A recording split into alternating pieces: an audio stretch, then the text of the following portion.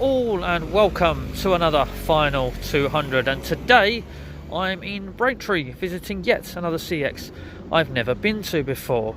Collection currently standing at 1010, and obviously if I add a couple to the collection it's always a result nowadays, because we're in that sort of area where if I pick up a couple I'd like to think I've done well now, because there's not many games to aim at, but always optimistic. And of course there'll be some in-store footage. We'll cover the retro section if it's any good, and of course we'll show the 360 section. So let's get to Braintree CEX and visit that CX that I've never been to before. Let's go.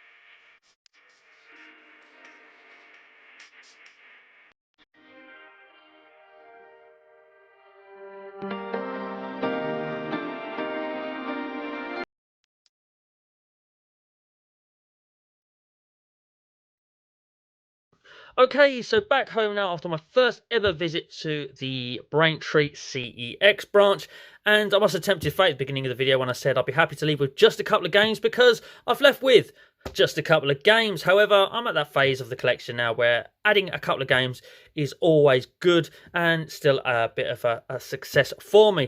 But anyway, it could have been so much more. It could have been a few more games. It could have been up to 5 games. However, a couple of games had the usual problem, you know, got no manual, so unfortunately left those behind. But one particular game I left behind got as far as getting to the counter, and it was a gutting one that I was unable to pick it up because it's quite a tricky one to find on the Xbox 360. And unfortunately, Back to the Future the game is not one that I am showing you, because when I took it to the counter, the lady behind the counter couldn't find the disc. When she scanned it in, the stock said she didn't even have the game. And despite my efforts to go, please have another look, please look in other sections where it might have accidentally ended up. That disc has to be in that store, I'm sure of it, but couldn't find it anywhere. None of my suggestions worked, and a second look through the 360 section of B's didn't work either. But we left with a couple of games. Let's talk about those. Normally in ascending price order, but slight spoiler here, they both cost £6, so there's no ascending of price order to do here. And the first one is obviously been staring at you this whole time I've been waffling on at the beginning here, and that is Ultimate Marvel vs. Capcom 3. Now, I do have Marvel vs. Capcom 3, but obviously this is Ultimate Marvel vs. Capcom 3. Definitely one that needs to be in the collection, as well as its non-ultimate version, because the games have completely different achievement lists. They have their own separate achievement list, so it's very much part of the collection, if you ask me, and probably many others. This one does have a manual. It's a nice, clean, crisp manual inside, so very happy with the condition of that, very happy with the condition of that entire game, to be honest with you, and just very happy to have this in the collection because I love my fighting games. Marvel vs. Capcom 3 is a great game, and even if it's just an ultimate version of Marvel vs. Capcom 3, any excuse to play this game again is absolutely fantastic. So let's get some more achievements out of an absolutely belting fighting game. Really love this one. So the other £3 game is Monopoly, featuring Classic and World Edition boards. But yes, we've got Monopoly for £6 as well. This one's in fantastic condition. I think I've got Monopoly Street, so I was missing just Monopoly. Able to pick it up with, again, a fantastic condition manual. Not been attacked by game, so always pleased to add any game to the collection. And only £6 as well is a little bit of a bargain, if you ask me, to add any game in single-digit figures. So it was just 2 games, but it could have been up to 5. But I'm still happy to add to the collection. Still always good to visit a new store as well, one I've never been to. It was a nice little store. It was a kind of a strange store. Downstairs had no games on shelves. It was just full of glass cabinets and the counter in the middle. Then you got upstairs and all of the games are up there. So if you might have worked that out from the video, but yeah, strange little store, but a nice little store as well. Nice friendly staff in there too.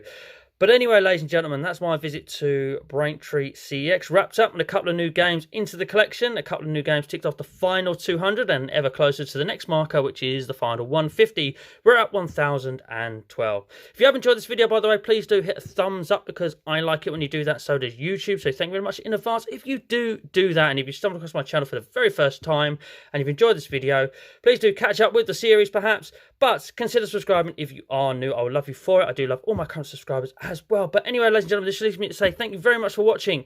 And as always, please do take care.